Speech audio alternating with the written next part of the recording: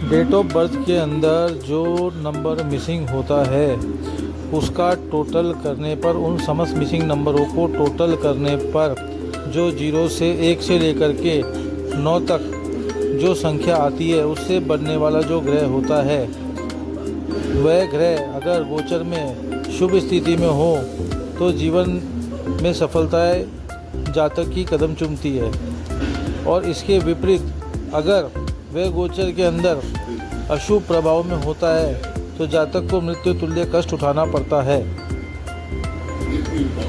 सत्किरण कुंडली में 12 घर में से सिर्फ आपको 3 घर अलग करने हैं। पहला घर 7वां, दूसरा घर 8वां और तीसरा घर तीसरा।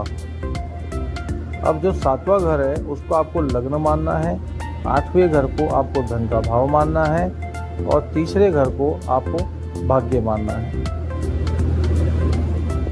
अब आपको क्या करना है कि आपको किस दिशा में, हर इंसान का पहला सवाल ये होता है कि मैं किस दिशा में काम करूं जिससे कि मैं सफल हो सकूं।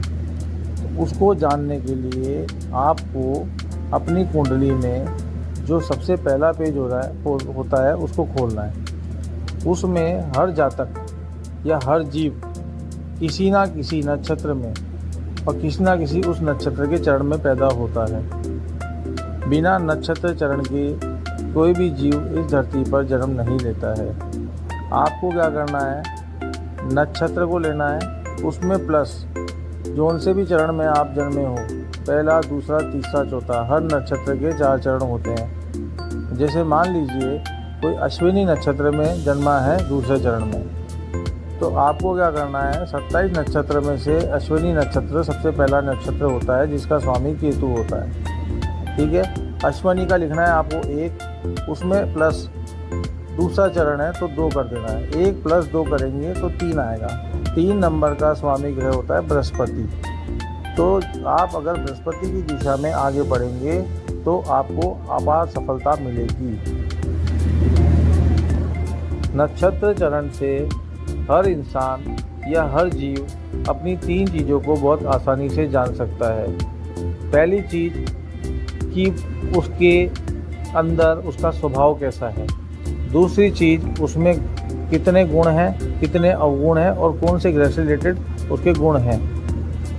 तीसरी चीज़ कि वो किस दिशा में आगे बढ़े जिससे उसको अपार सफलता मिल सके।